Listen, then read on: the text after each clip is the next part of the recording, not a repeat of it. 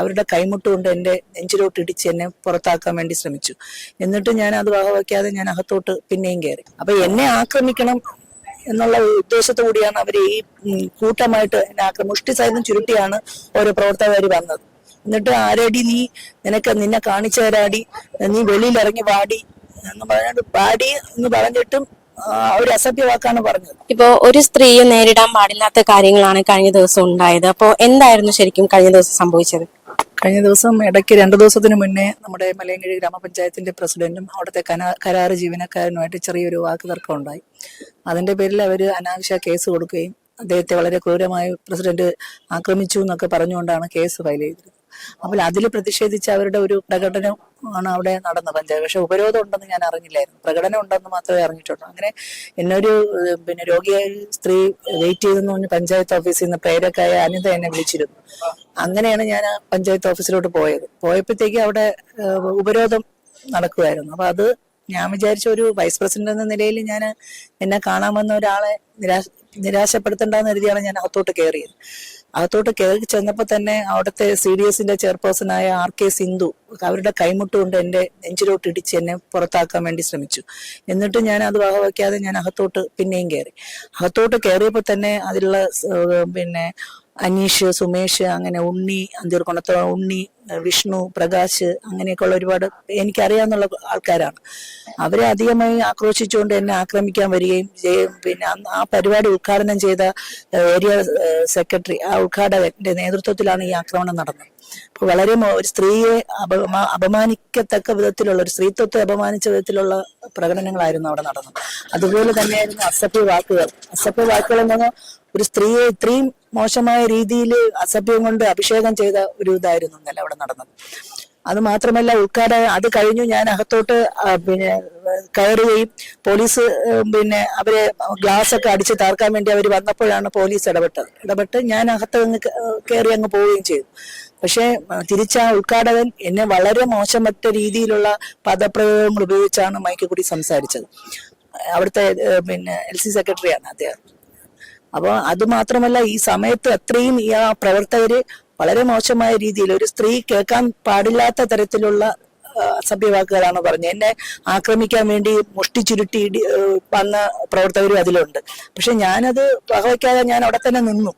അവരെന്തെങ്കിലും ഞാൻ പറഞ്ഞു, ഞാൻ ഇവിടുന്ന് പോകുന്നില്ല, നിങ്ങൾ എന്തെങ്കിലും ചെയ്യാനുണ്ടെങ്കിൽ ചെയ്യാന്ന് പറഞ്ഞു. അപ്പൊ അത്രയും മോശപ്പെട്ട രീതിയിലുള്ള ഈ ഒരു അസഭ്യവാക്ക് എന്റെ ജീവിതത്തിൽ ഞാൻ കേട്ടിട്ടില്ല.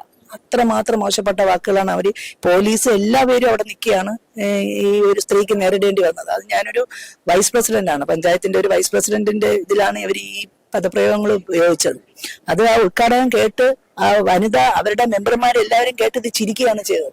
പാപത്തി അവർ ചിരിക്കുന്നു, അല്ലാതെ ഒരു സ്ത്രീയാണ്, അവരെ അങ്ങനെ പറയാൻ പാടില്ലെന്ന് ആരും പറഞ്ഞില്ല. അവര് അത് കേട്ട് ആസ്വദിച്ച് ചിരിക്കുന്ന ഒരു പ്രവണതയാണ് ഞാൻ കണ്ടത്.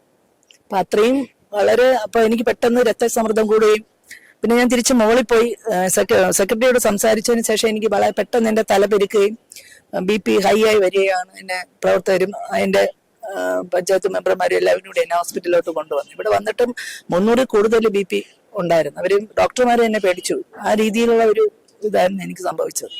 ശരിക്കും ഈ ഉപരോധം എന്തിന്റെ പേരിലായിരുന്നു? ഇത് LDFന്റെ ഭാഗത്തുനിന്നുണ്ടായിരുന്നു. ഈ പ്രസിഡന്റിന്റെ കരാറ് ജീവനക്കാരന്റെയുമായി ബന്ധപ്പെട്ടാണ് അവർ വിരോധം അവിടെ ഉണ്ടാക്കിയത്. എന്നുവെച്ചാൽ അവരും ഇതുപോലെ കള്ളം പറഞ്ഞ് കേസ് കൊടുക്കുകയും പ്രസിഡന്റ് വളരെ ക്രൂരമായി അയാളെ ആക്രമിച്ചു എന്നാണ് പറയുന്നത്. അപ്പൊ ആ സംഭവത്തിൽ ഞാൻ അവിടെ ഉണ്ടായിരുന്നു.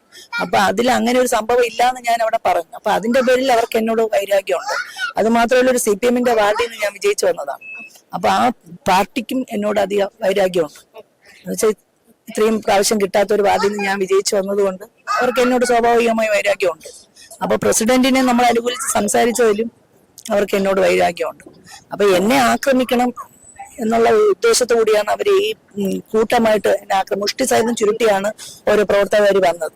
എന്നിട്ട് ആരടി നീ, നിന്നെ കാണിച്ചു തരാടി, നീ വെളിയിൽ ഇറങ്ങി വാടി എന്ന് പറഞ്ഞിട്ടും ഒരു അസഭ്യ വാക്കാണ് പറഞ്ഞത്. അതെനിക്ക് പറയാൻ ബുദ്ധിമുട്ടുണ്ട്. അങ്ങനെയുള്ള രീതിയായിരുന്നല്ലോ അവിടെ നടന്നത്. അപ്പൊ ഈ ജയിച്ച സമയത്ത് ഇലക്ഷൻ സമയത്ത് ഇത്തരത്തിലുള്ള എന്തെങ്കിലും മോശ അനുഭവങ്ങൾ നേരിട്ടിട്ടുണ്ടോ? ഇലക്ഷൻ സമയത്ത് നേരിട്ടിട്ടില്ല. പിന്നെ ഈ നമ്മൾ ഈ വർക്കിന് പോകുമ്പോഴത്തേക്കും പിന്നെ വേണ്ടാത്ത കാര്യങ്ങളൊക്കെ അവര് ഓരോ വീടുകളിൽ ചെന്ന് സംസാരിച്ചിട്ടുണ്ട്. അപ്പൊ അതൊന്നും നമ്മൾ ഇലക്ഷൻ വർക്കല്ലേ, അവര് അങ്ങോട്ടും ഇങ്ങോട്ടും പറയുന്നത് പോലെ നമ്മൾ ആരെ കുറിച്ചൊന്നും പറയാൻ പോയിട്ടില്ല. അതിൽ നമ്മൾ ഒരു കാര്യമാക്കി എടുത്തിട്ടില്ല. അപ്പൊ വിജയിച്ചു വന്നപ്പോഴത്തേക്കും 101 വോട്ടിന്റെ ഭൂരിപക്ഷത്തിലാണ് ഞാൻ വിജയിച്ചു വന്നത്. അപ്പൊ അതിലവർക്ക് വളരെ പകയുണ്ടായിരുന്നു. അപ്പോൾ ഈ ഒരു സംഭവം നടക്കുന്ന സമയത്ത് ശാരീരികമായ ഉപദ്രവം ഈ LDF നേതാക്കന്മാരുടെ ഭാഗത്തു നിന്നുണ്ടായി. LDF നേതാക്കന്മാരുടെ ഭാഗത്തുനിന്ന് ശാരീരികമായ ഉപദ്രവം ഉണ്ടായില്ല. പക്ഷെ ഈ പ്രവർത്തകർ വന്ന് എന്നെ ആക്രമിക്കാൻ വന്നപ്പോൾ അതിനെ മാറ്റാൻ വേണ്ടി അവർ ശ്രമിച്ചില്ല. പോലീസ് പിന്നെ അത് നോക്കി നിന്നിട്ട് പിന്നെ ഗ്ലാസ് ഒക്കെ അടിച്ചു പൊട്ടിക്കുമെന്നുള്ളതായപ്പോഴാണ് പോലീസ് ഇടപെട്ടത്. അതുവരെ ഈ ഒരു നേതാവെന്ന രീതിയിൽ ആരും മുന്നോട്ട് വന്നില്ല. അത് അങ്ങനെ ചെയ്യാൻ പാടില്ല എന്നുള്ള രീതിയിലൊന്നും, ഒരു സ്ത്രീയാണ് അങ്ങനെയൊന്നും പറയാൻ പാടില്ല എന്നുള്ള രീതിയൊന്നും അവർ പ്രതികരിച്ചില്ല. പോലീസിന്റെ വനിതാ പിന്നെ മെമ്പർമാരും അതിൽ പ്രതികരിച്ചില്ല. എല്ലാവരും അവിടെ ഉണ്ടായിരുന്നു. പോലീസിന്റെ ഭാഗത്തുനിന്ന് ഒരു വീഴ്ച ഉണ്ടായി, അതായത് ഒരു പെട്ടെന്നുള്ളൊരു മാറ്റൽ, ഒരു ഇടപെടൽ അവരുടെ ഭാഗത്തുനിന്ന് ഉണ്ടായി. എനിക്ക് തോന്നുന്നു അവരത് പ്രതീക്ഷിച്ചില്ലേ ആണോ എന്ന് എനിക്കറിയില്ല. ഒരുപാട് വനിതാ പോലീസ് ഉൾപ്പെടെ ഉണ്ടായിരുന്നു. പിന്നെ ഒരു വനിതാ പോലീസാണ് എന്നെ അകത്തോട്ടാക്കാൻ, പോലീസുകാരെ കൂടെ ശ്രമിച്ചു, എന്നെ അകത്തോട്ടാക്കാൻ വേണ്ടി അവർ ശ്രമിച്ചു. അപ്പോൾ ചങ്ങല കൊണ്ട് ഇത് പൂട്ടിയിട്ടിട്ടുണ്ടായിരുന്നു. പിന്നെ ഞാനത് തുറക്കാൻ ആവശ്യപ്പെട്ടു. ഉദ്യോഗസ്ഥരൊന്നും അത് തുറന്ന് ഞാൻ അകത്ത് കയറി. പിന്നെ പഞ്ചായത്ത് ഓഫീസ് പൂട്ടിയിട്ടപ്പോഴത്തേക്കും ഞാൻ പറഞ്ഞു, പഞ്ചായത്ത് ഓഫീസിൽ ജനങ്ങൾ വരുന്നതാണ്, ആവശ്യങ്ങൾക്ക് വരുന്നതാണ്. പഞ്ചായത്ത് ഓഫീസ് പൂട്ടിയിടാൻ വേണ്ടി അവർക്ക് അധികാരം ഇല്ലല്ലോ.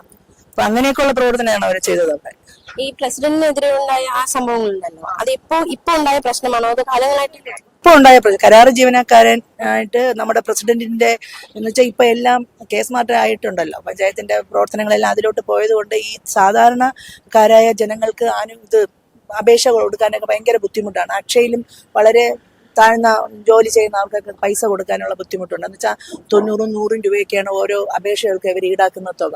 അപ്പൊ അതിന് പ്രസിഡന്റിന്റെ നേതൃത്വത്തിൽ ഒരു ഓഫീസ് തുറന്നു നമ്മൾ മലങ്കിഴി ജംഗ്ഷനിൽ. അപ്പം പഞ്ചായത്തിന്റെ പിന്നെ എന്തൊക്കെ പ്രവർത്തനങ്ങളുണ്ടോ അതിന്റെയൊക്കെ അപേക്ഷ കൊടുക്കുവാനും ഒക്കെ ഉള്ള ഫ്രീ ആയിട്ട് 1 രൂപ പോലും നമ്മൾ അതിൽ നിന്ന് വാങ്ങാതെ സാധാരണപ്പെട്ട ജനങ്ങൾക്ക് ഉപകാരപ്രദമായ രീതിയിലുള്ള പ്രവർത്തനമായിരുന്നു നമ്മളവിടെ വെച്ചത്. അപ്പൊ അതില് പയ്യന് പ്രതിഷേധം ഉണ്ടായിരുന്നു.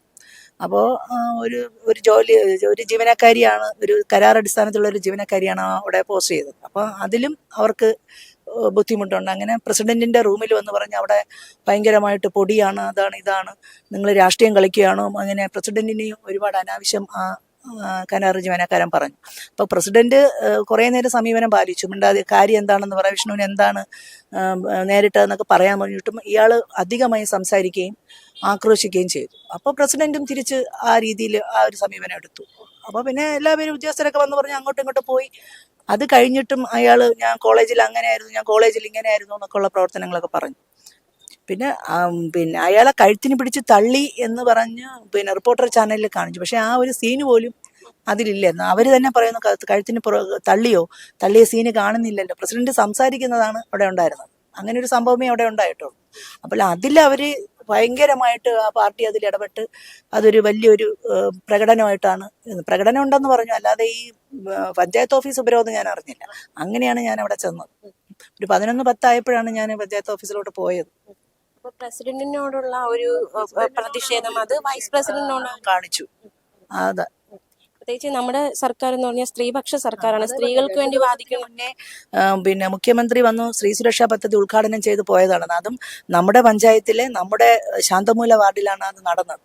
അതിലെല്ലാം നമ്മൾ പങ്കെടുത്താണ്. നമ്മുടെ പ്രവർത്തകരെല്ലാവരും നമ്മളെ അറിയിക്കുകയും നമ്മുടെ പഞ്ചായത്ത് മെമ്പർമാര്, കോൺഗ്രസിന്റെ പഞ്ചായത്ത് മെമ്പർമാർ അതിൽ പങ്കെടുക്കുകയും ചെയ്തതാണ്.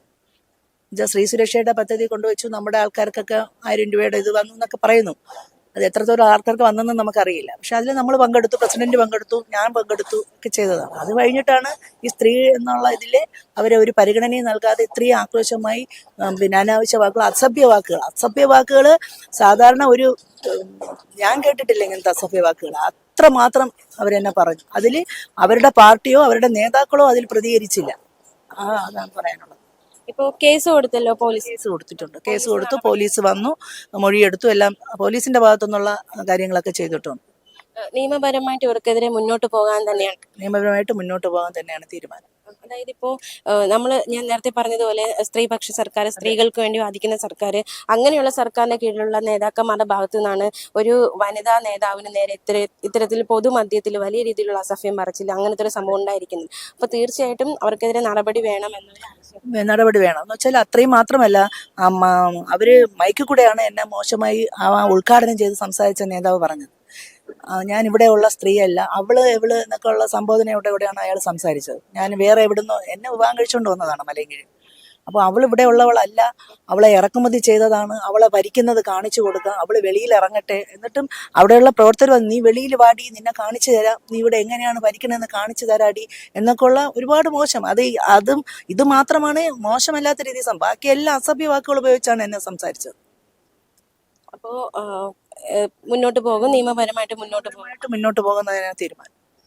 മറ്റെന്തെങ്കിലും പറയാനുണ്ടോ? വേറെ ഒന്നും പറയാം.